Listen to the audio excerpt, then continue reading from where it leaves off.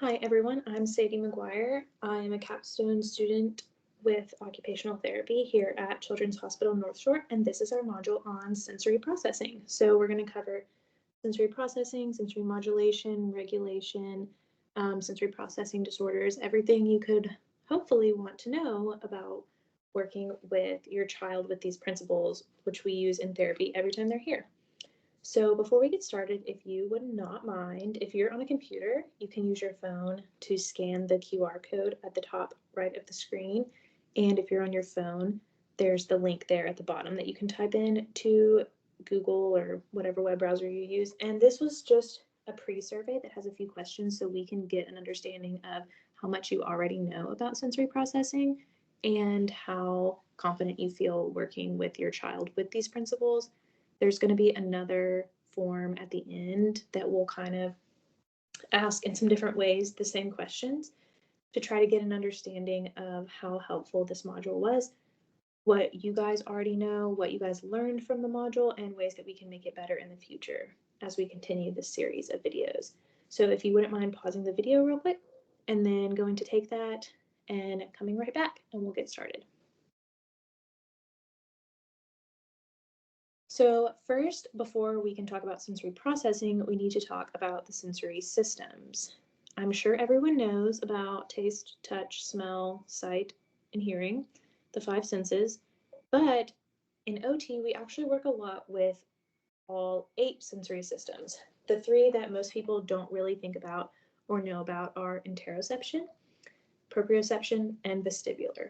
Interoception is your sense of your internal sensations inside your body. So if you're hungry and you're feeling your stomach growling and you're like, oh, I'm starving, I need to go get a sandwich before I get grumpy, that's interoception. So sometimes kids with sensory processing difficulties or differences have trouble with that. And it's really common for them to either not know they're hungry, not feel that they're full, things like that. And hunger is not the only example of interoception, but it's a really common one that's good for example purposes. Vestibular is your sense of balance and movement. So it's telling our bodies where we are in space. There are receptors deep inside your ears that tell your brain, oh, my head is tilted. If you tilt your head one way, it's saying we're tilted this way. If you tilt your head the other way, it's the one telling your brain that that's happening too. If you're spinning, swinging, upside down, all of that is vestibular. And that's a very strong sensory system. If you just think about spinning on a swing, how you feel really nauseous, like you're going to throw up, that is a good example of your vestibular system in overdrive. And the last one is one that we use a lot in OT, is your proprioception sense. This is mostly sensed through the joints of your body, so like your elbows, your shoulders, your hips, your wrists, things like that. And it can tell us how much force we're using. So if we are lightly tapping something versus smacking it, and it tells us where our arms and legs are in relation to our bodies. So if our hands are up in the air, if they're down by our sides, if we're doing the splits, things like that. Another one that I want to touch on is the sense of touch, because there are several different elements within it. There's deep pressure where you're pressing really hard on something, like if you're squeezing someone's arm, that is deep pressure. Vibration, temperature, light touch, like a soft tickle, and pain. And those are all distinct parts of your touch system. And when you have sensory processing disorders or differences, it doesn't even have to be a disorder, that changes how you interpret sensory information about the world around us. Whenever information comes into your body responds to it and reacts to it. And when the information that's coming in is being interpreted differently, that changes how you can move, play, eat, dress, and interact with others. The next thing I want to cover as kind of a baseline is arousal. So I think of arousal kind of like Tigger from Winnie the Pooh. He's bouncing all around, he's hyper, he's crazy on one end, and Eeyore is on the other end. There are different levels of arousal for different situations, and most people know how to unconsciously Change their arousal to match the demands of whatever environment you're in. If you're at a sporting event and you're really excited and your team's going to win and you're so crazy and you're jumping up and down and you're screaming your head off, that's high arousal, but it's an appropriate reaction to the situation that you're in. Similarly, if it's nighttime and you're winding down and you're watching TV and you're really sleepy and people are talking to you and you're like, "Oh, I just can't listen to you right now, I'm so sleepy," that's also appropriate to the situation because you need to be winding down to rest and go to bed. The medium mode is kind of that just right alertness. You're alert, but you're not crazy and you're not sleepy, and your brain is ready and active to take in information and respond to it really effectively. So, this is the prime arousal state for learning, taking in information, playing games, focusing, and importantly, following directions. That's really important with a lot of kids because if they are not in that medium mode, they're probably not going to be able to really take in what you're saying and respond to it appropriately and follow the directions that you're giving them. We as adults hopefully can regulate ourselves so that we're in the right level of arousal for the situation. But kids in general have a really hard time doing this. This is a skill that needs to be learned over time through sensory regulation and modulation and bringing your state of arousal up and down. And especially kids who process sensory information differently have a really, really hard time managing these. So a way that I like to explain arousal is with cups of water. So the just right cup in the middle is, like it says, just right to do what you need to do, to learn, to follow directions, to engage with others, and that is the perfect amount of water for drinking out of that cup. The too low cup has no water in it. There is nothing you can do with that cup. It is like the little boy on the picture, sleepy, tired. It's kind of good for nothing in this situation. And so you need to put more water into that cup to get it to where it needs to be. On the other hand, the too high cup, it's really full, it's going to spill out, it's making a mess everywhere. It's really going to be hard to drink out of that cup. And so you might need to pour some water out to get it to a manageable level. And in this example for arousal, the water is sensory input. So for the too low, you need to add some sensory input, and for the too high, you need to do some things that calm the sensory system down to get it to the just right level. The How Is Your Engine Running is a program that a lot of OTs and some teachers use to talk to kids about how their body feels to explain the levels of arousal. So if they are feeling tired and like they've run out of gas and they just can't go anymore and sleepy, that's too low. Their engine is running too low. And if they're running all around the room and they feel like they're going to wreck off the road and swerve everywhere, that is too high. Your engine is running way too high. And so those words are a little bit more understandable for a child, and it can kind of give them cues to start to let you know when their body is feeling too low or too high, and you can work together to get them into the just right level. This isn't a good example for every child. Not every kid is going to be able to understand this example, but this is a really common one.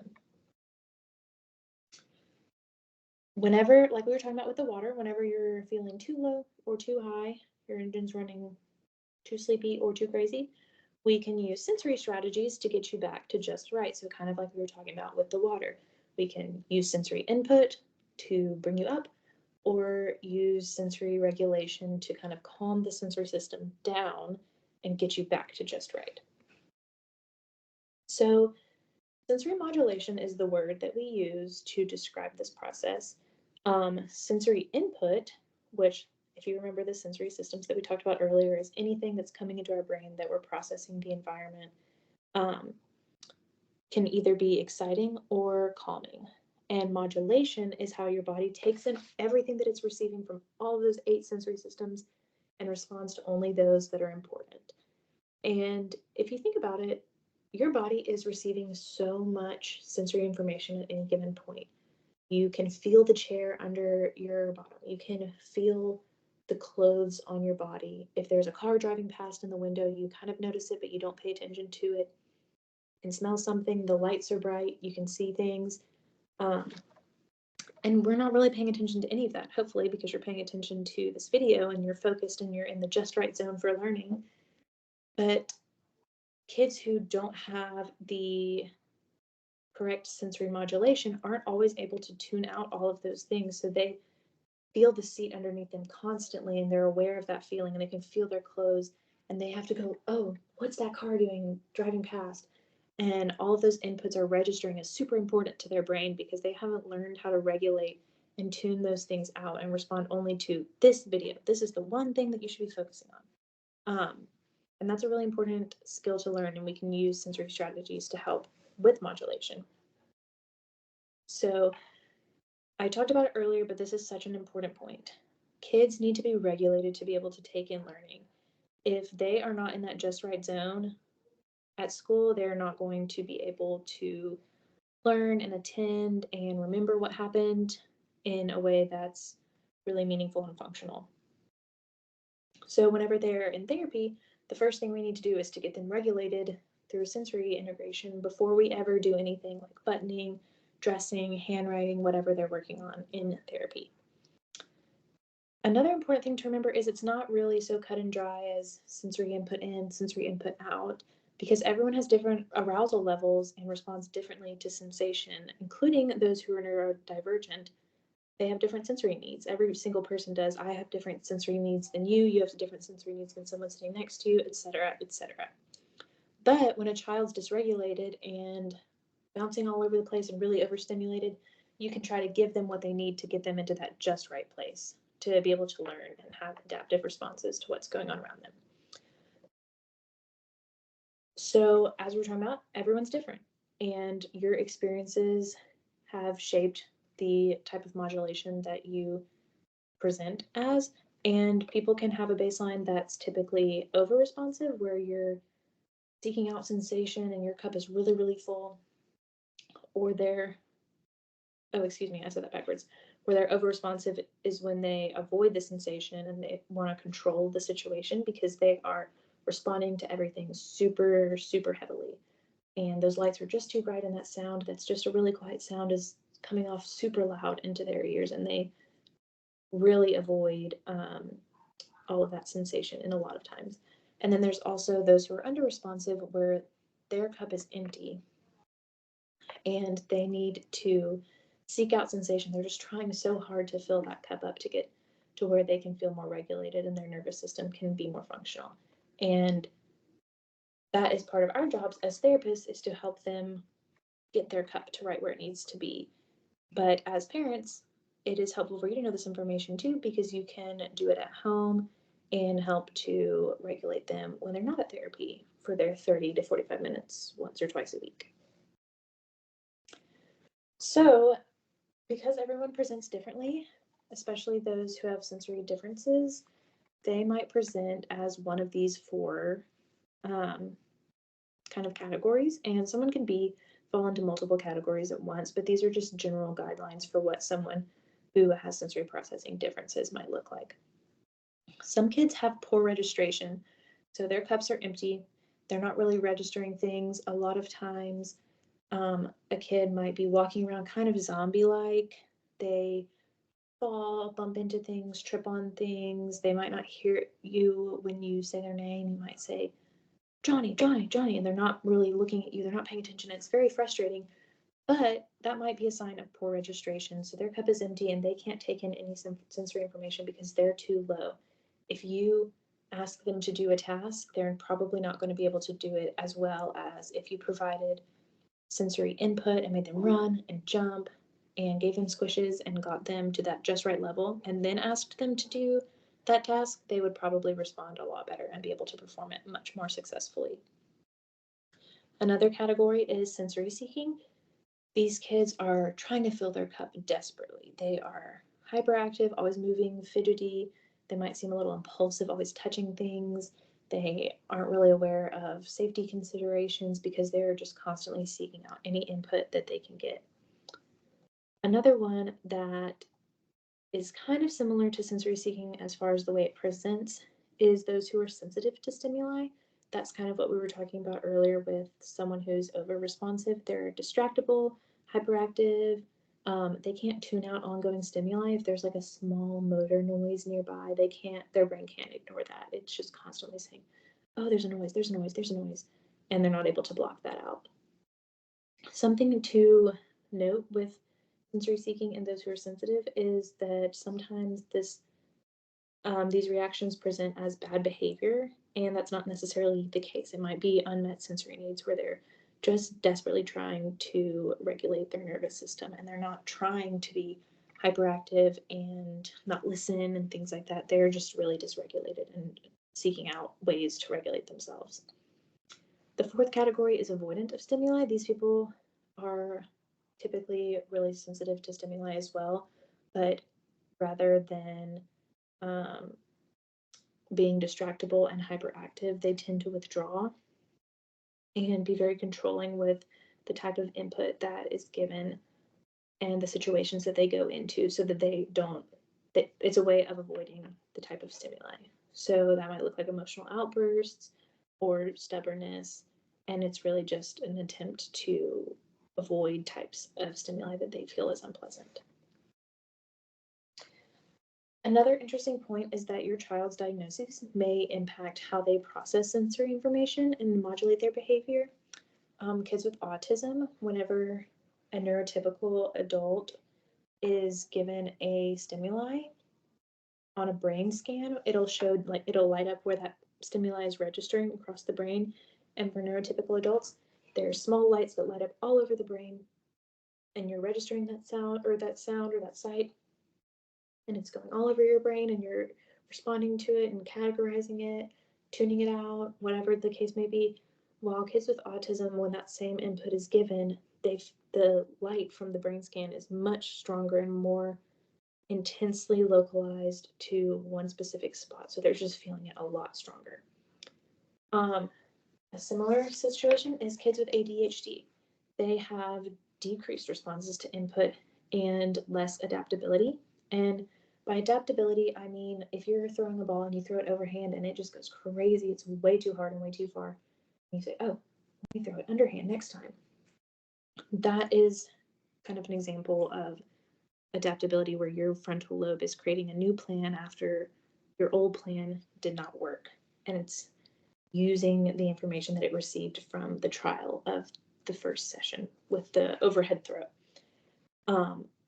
Children with ADHD have trouble producing that different response, and it's usually more of a sensory related response and adapting to that versus throwing or catching, like I used in the example.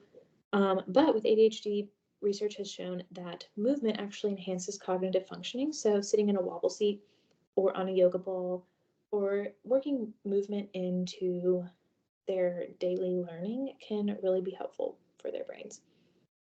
Additionally, kids who've experienced trauma in their lives have a fear response kind of built into their brain, and that will just kick them into fight or flight often and makes them very hyper responsive to sensory input. I know I've talked about this before, but it is really important to know that your child needs to be modulated before they're available for engagement. So they can't do the tasks that you're asking them or process the instructions that you're giving them unless they are modulated. It's kind of similar to when you're talking to an adult and once it turns into a screaming match, no one's going to learn, no one's going to take any helpful information from that because everyone is too emotionally involved, and it's just, you've turned your logical brain off because you're so emotionally invested in it. In a similar way with the sensory system, once it's in overdrive, your brain can't access the logical parts of your brain that say, okay, we're ready to learn. Let me hear what they're saying. Let me follow these instructions. You have moved beyond that. So in therapy, we use techniques that change arousal so that we can produce those adaptive responses that are so important when you take in sensory input and realize what behavior needs to result. Additionally, these different types of techniques have been proven to help with motor planning, socialization, attention, behavioral regulation, reading skills, and play skills, which makes sense because if we are using these systems to modulate our nervous system, then our bodies are going to be better able to pay attention, to look at the world around us and see how we need to react. And that impacts all of those things that are listed here. So if someone is way overstimulated and their engine is running way too hot, their glass is full of water, we need to bring them down, calm them down, and use some strategies to help them get back to just right. Calming strategies that we use, here are some. I will also say at the end, there is a link to a handout that goes along with this PowerPoint. All of the text from the PowerPoint is in that link, as well as helpful information for if you want to know more about any certain thing we talked about, as well as a chart with all different types of regulation strategies. So it goes well beyond the ones that are listed here. Proprioception are those joints in that movement sense that we talked about, and that includes positive pressure and heavy work, and we're going to talk about those a little bit more on the next slide. Oral is a really good calming regulation strategy with chewing really hard on things. A lot of times kids will chew or suck on their shirt or sleeves or fingers, and that's actually a regulation strategy that they're using to try to calm down and modulate their responses. But obviously we don't always want them chewing on their fingers or their shirt, so you can give them chewy toys. They might have received one of those in therapy already, but it's a little silicone type stick on a string that they can chew, and it has some bumps on it for some input that way too. Also, chewy foods like even peanut butter could be a good one, or those jerky, like fruit leather jerkies where they have to chew really hard to get it chewed up and swallowed, and chewing gum if your child is able to manage chewing gum safely. Can all be really good things to help calm the nervous system. As far as auditory and visual input, because remember, you're always taking in input through all of your systems, so calming input through every system is really helpful in bringing them down to the just right level. You can reduce the input that is around auditorily and visually if possible. So speak in soft voices, move away from loud noises, dim the lights, use soft colors.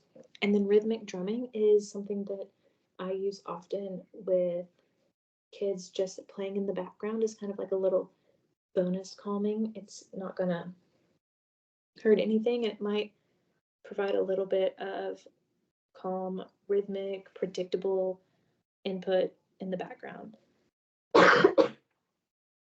On the link that I was, or the link that I was just talking about, there is a link to a YouTube video of rhythmic drumming that I use frequently. Another thing is blowing bubbles, because if you think about how we as adults calm ourselves down, a lot of times we take a deep breath. And the same is true for kids, but it's really hard to get them to take a deep breath, especially if they're very overstimulated. And so blowing bubbles, or you can blow up balloons, things like that help to recreate that action that can be really helpful in bringing your nervous system down. So proprioception is such a big one for calming. It's one that we use often. It's a really good calming input. Think of like a bear hug. That would be deep pressure. You're squishing and it feels so cozy and calm. Adults do it all the time with weighted blankets and a big tight hug when you're feeling sad. It just makes you feel better and kind of calms you down if you're upset. The same is true with a kid who's overstimulated. Deep pressure with weighted blankets, weighted vests, and squishes, which is what we call when we take a yoga ball or a peanut ball and kind of press it down on their backs while they're laying on the floor. And a lot of kids really, really love to get squishes because it really calms them down. Weighted vests, kids can wear those even at school.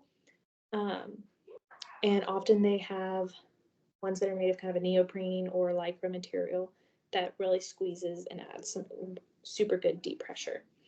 Heavy work also provides proprioception through your joints. So wheelbarrow walks, where they're walking on their hands and you're holding their feet, is super good. You can push something heavy, like put heavy books or cans of food in a laundry basket and push it across carpet. get them to hold heavy books and carry it across the house, do wall push-ups. All of that is really good proprioception for heavy work.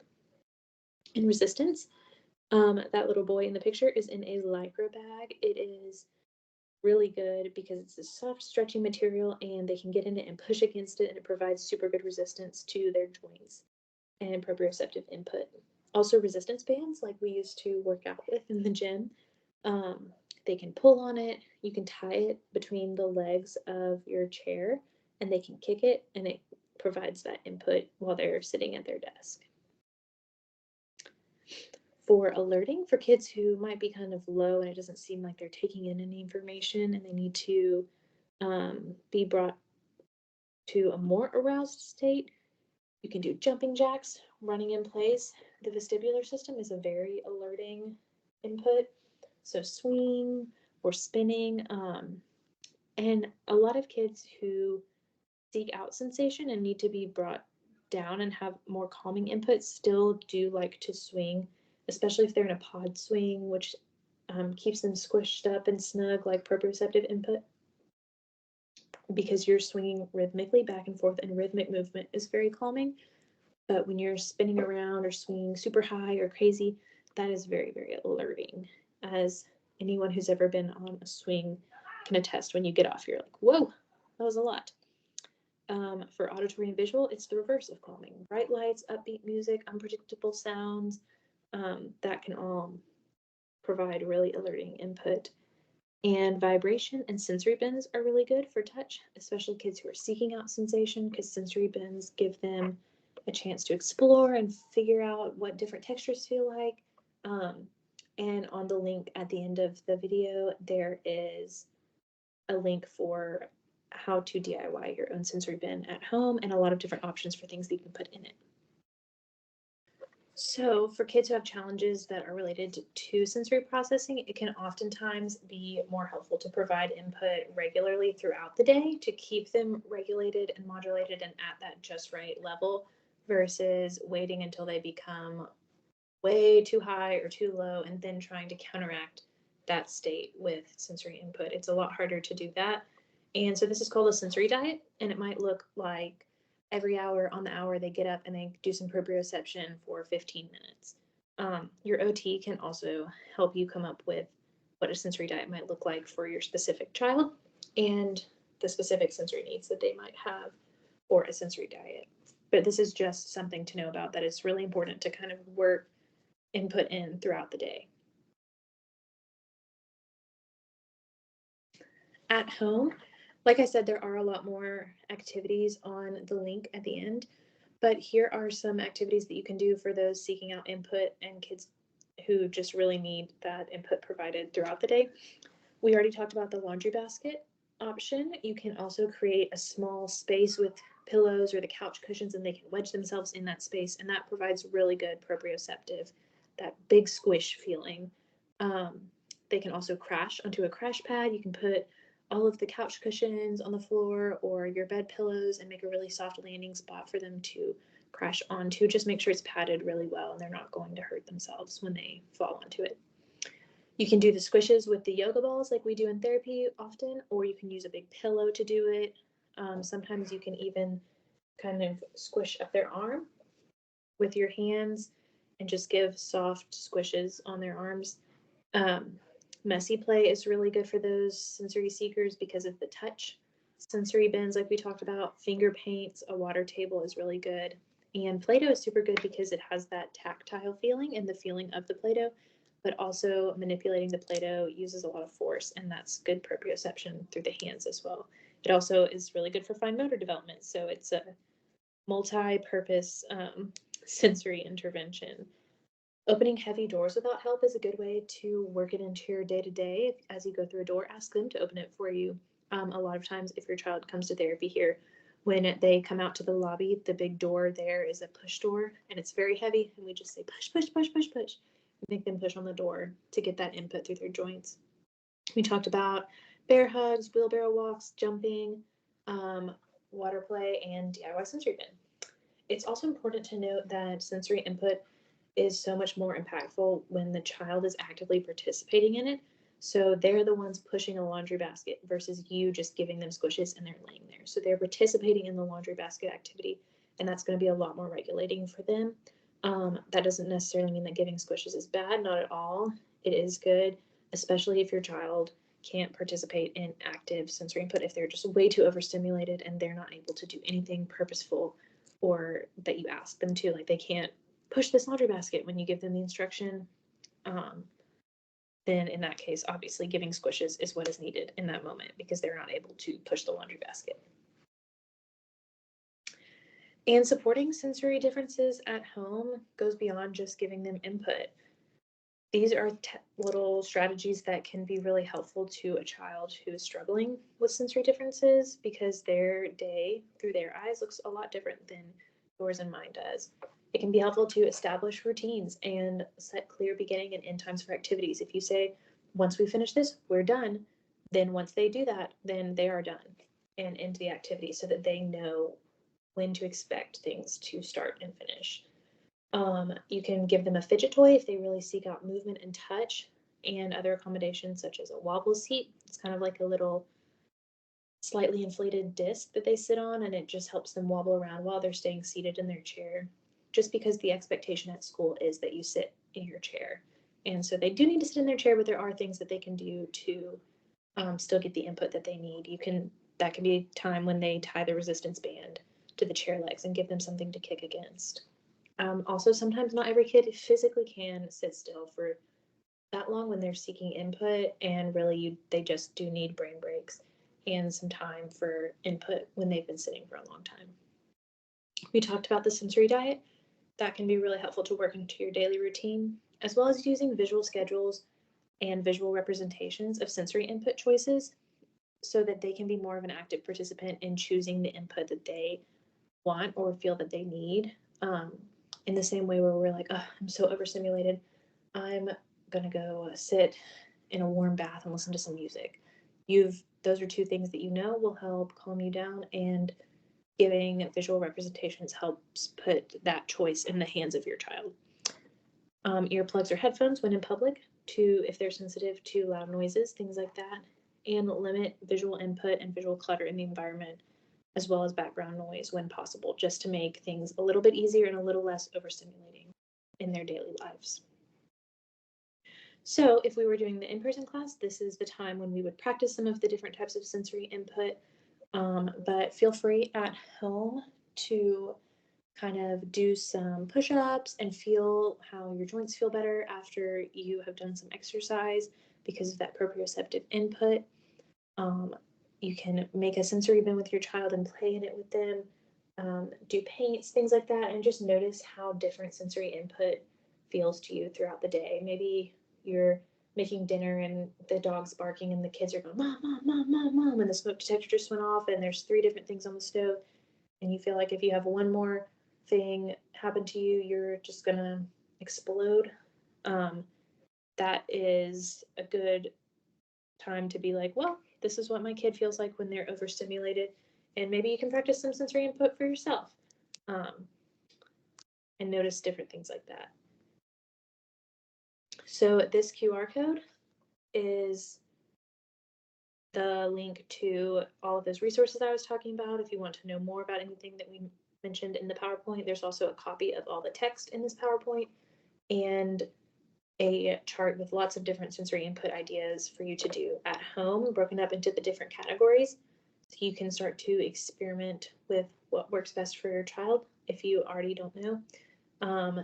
And the link is at the top if you're on your phone and you just want to type that in. I know it's a long link, but once you get there, you'll have everything that you could need. If you have any questions, you can always ask your child's OT. They probably know very well what specific sensory needs your child responds to, and can help you if you would like to make a sensory diet or have any questions about sensory input at home. And if you would not mind filling out this post survey, that would be really helpful for me to understand how helpful this was for you, and give me ideas for making any changes in the future to make sure that it stays relevant to what you guys need. Thanks for listening.